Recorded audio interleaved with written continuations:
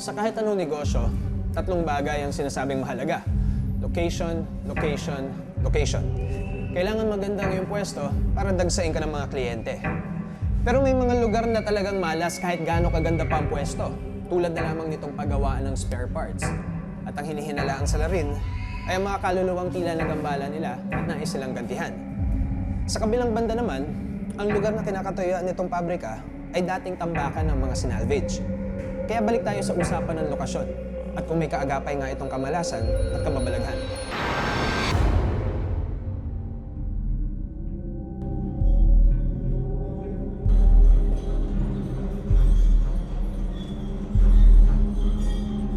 Nung kami dumating dito, initubuhan. Nagbabalita ito yung mga tapunan ng mga patay nung araw. Napakalalaki ng mata. Parang apoy ang nagdilingas. Takot at takot ako. Ako hihiyaw eh. Isa si Ann sa mga manggagawa rito na madalas di umano pagpakitaan ng sinasabing mag-iinang tila naging pasyalan na ang lugar na ito. Tuwing alanganin kasing oras, mayroon nagpapakita. Isang batang babae at saka isang batang lalaki. Saka isang nanay. Wala raw pinipiling oras ang mag-iina na ito. Umaga man o gabi, nagpapakita sila.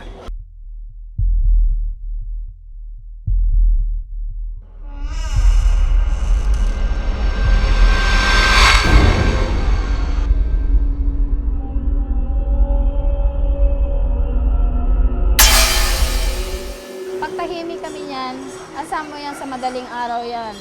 Andyan sila. Madalas din umano siyang mapaglaruan ng mga ito. Akala ko kung sino yung kumalabit sa akin. Babae siya, pero wala siyang ulo.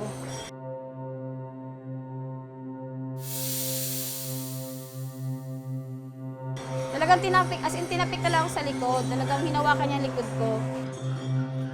Maging ang kanilang quality control staff na si Edward, di rin daw tinatantanan ng batang lalaki.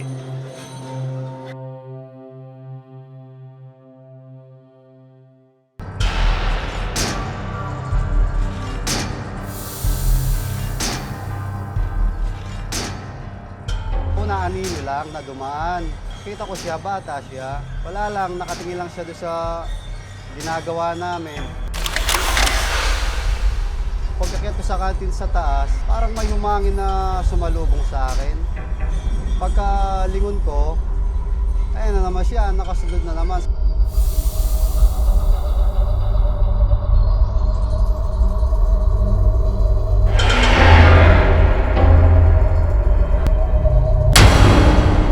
Paglagpas namin dito, bigla na siyang nawala. Kung sa ibang manggagawa, madalas na magpakita ang pag-alagalang multo. Kay Rina naman, tila nakikipagtaguan ng batang lalaki.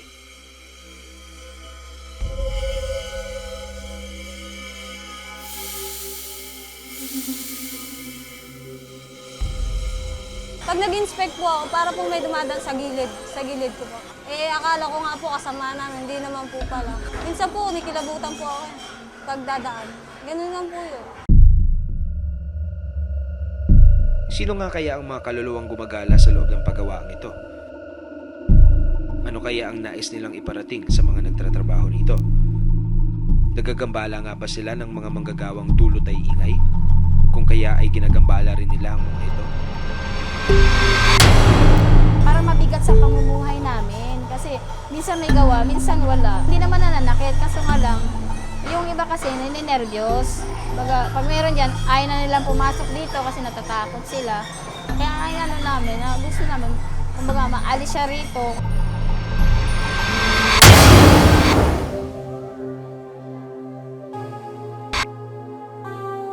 Lilibutin na namin yung paggawaan dito. This area na papasukan namin ngayon, ano yun na lang namin ng mga gamit ni Robin, see kung may mag-pick up dun sa EVP at kung may pumitik dun sa EMF.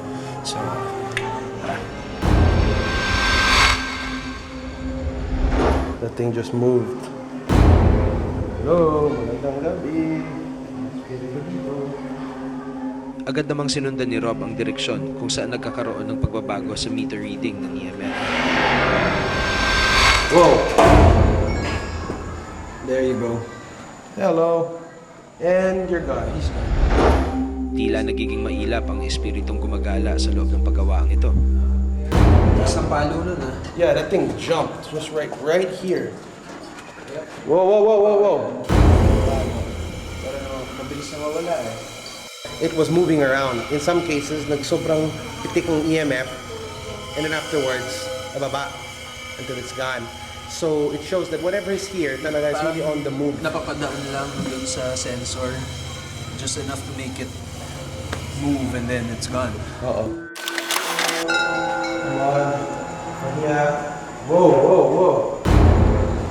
Hindi ka maghiya. Come on. Right when I said that, this thing spiked to me. Ryan! Found something. Spiking? Yeah, this was spiking right here. It doesn't make any sounds, in other words, but it works in getting a second opinion. It was right here. Whatever we were trying to get passed by. We were checking out that area over there, and then out of nowhere, near the tree, the EMF hit 4. It was very visible, and then it disappeared na naman. Ang daming Sa kahit anong negosyo, tatlong bagay ang sinasabing mahalaga. Location, location, location. Kailangan magandang yung pwesto para dagsain ka ng mga kliyente. Pero may mga lugar na talagang malas kahit gaano kaganda pa ang pwesto, tulad na lamang nitong paggawaan ng spare parts. At ang hinihinalaang salarin ay ang mga kaluluwang tila na gambala nila at nais silang gantihan. Sa kabilang banda naman, ang lugar na kinakatuyuan nitong pabrika ay dating tambakan ng mga sinalvage. Kaya balik tayo sa usapan ng lokasyon at kung may kaagapay nga itong kamalasan at kababalaghan.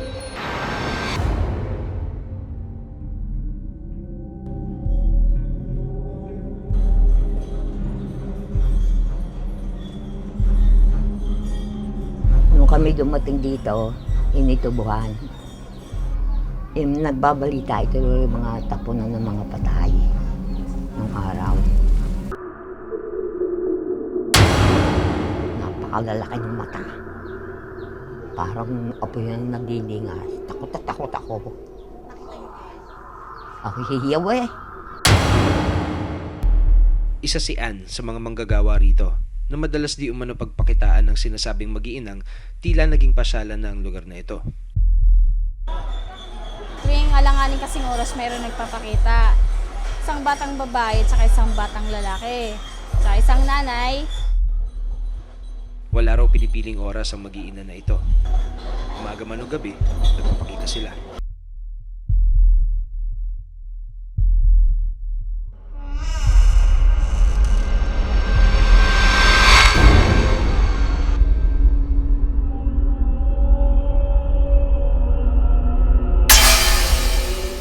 pagtahimik kami niyan, asama mo yan sa madaling araw yan. Andyan sila. Madalas din umano siyang mapaglaruan ng mga ito. Akala ko kung sino yung kumalabit sa akin. Babae siya, pero wala siyang ulo.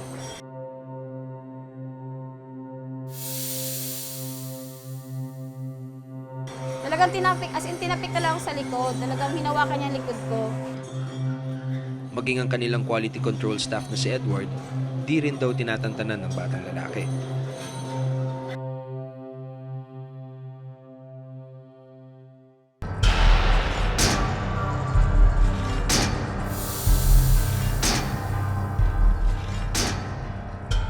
Anino lang na dumaan. Kita ko siya, bata siya. Wala lang, nakatingin lang siya doon sa ginagawa namin. Pagkakit ko sa kantin sa taas, parang may humangin na sumalubong sa akin. Pagkalingon ko, ayun na naman siya, nakasunod na naman.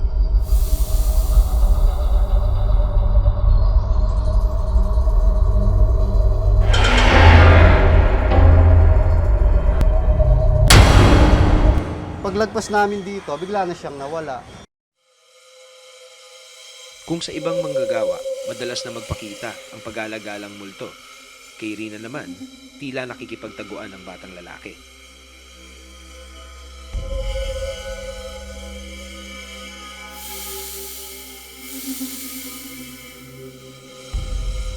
Pag nag-inspect po ako, para po may dumadaan sa gilid ko po. Eh, akala ko nga po kasama namin, hindi naman po pala. Minsan po, nikilabutan po ako pag dadaan.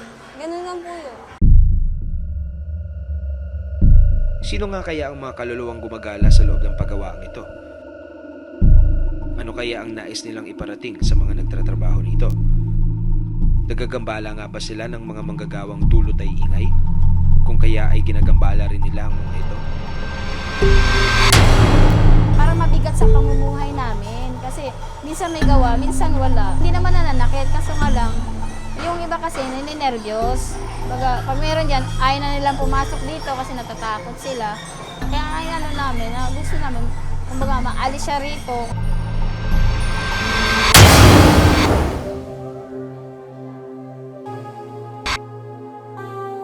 Lilibutin na namin yung pagawaan dito. This area na papasukan namin ngayon, ano yun na lang namin ng mga gamit ni Robin. See kung may mag-pick up dun sa EVP at kung may pumitik dun sa EMF. So,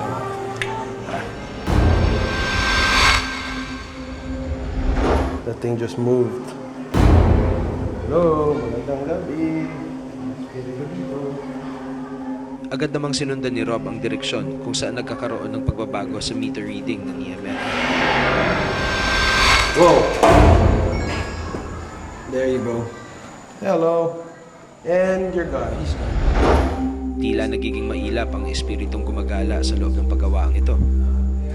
Taas ng palo nun, ah. Yeah, that thing jumped. It was right here. Whoa, whoa, whoa, whoa, whoa. Pero mabilis na mawala, eh. It was moving around. In some cases, nagsobrang pitik ng EMF, and then afterwards, nababa until it's gone. So it shows that whatever is here, talaga is really on the move. Napapadaan lang dun sa sensor. Just enough to make it move and then it's gone. Uh-oh. Come on. Mahiya. Whoa, whoa, whoa. Hindi ka maghiya. Come on. Right when I said that, this thing spiked. Ryan! Found something. Spiking? Yeah, this was spiking right here. It doesn't make any sounds, in other words, but it works in getting a second opinion. It was right here. Whatever we were trying to get passed by.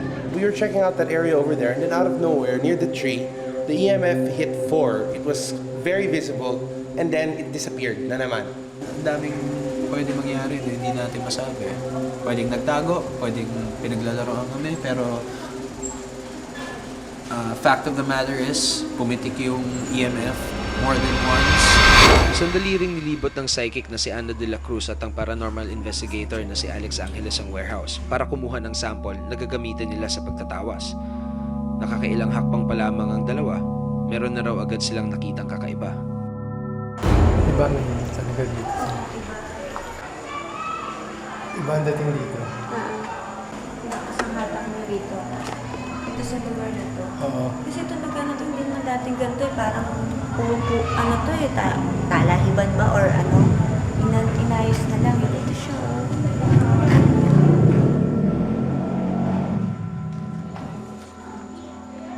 Matapos makakuha ng sample, nagpasya na sina Alna at Alex na alamin agad sa pamamagitan ng tawas kung ano ang pakay ng mga espiritong nagpapakita at nagpaparamdam sa warehouse.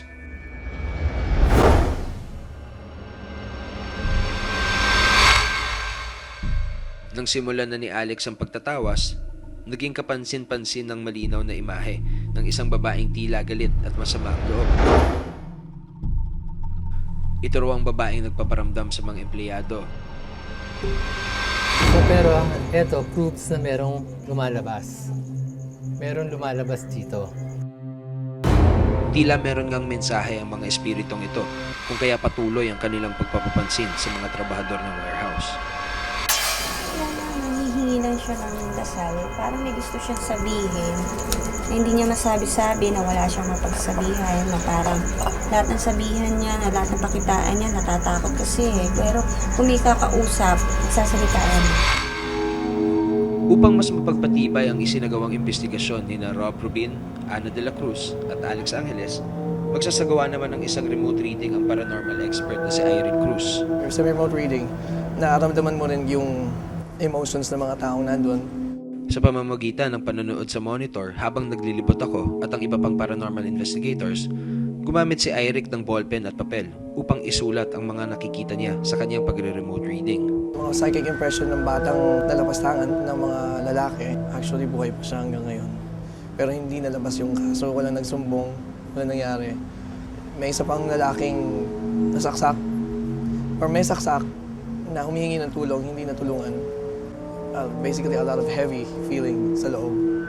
Kahit na nasa magkaibang lugar, tila nagtugma ang mga nakita ni Eric sa mga nakita ni Ana at Alex sa warehouse.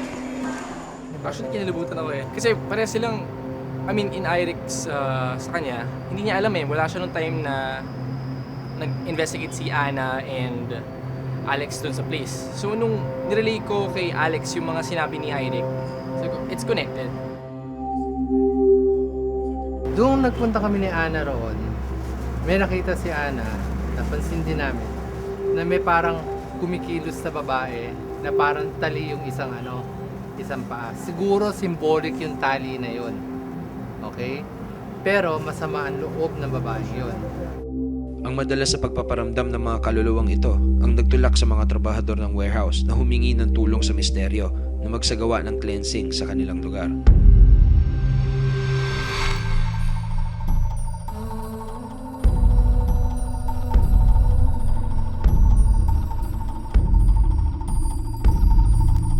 Ang remote cleansing na nga kaya ang maging kasagutan sa pagpaparamdam ng mga hindi matahimik na kaluluwa? Actually, mas makakatulong yon. Pero again, it also depend more sa faith ng mga tao doon.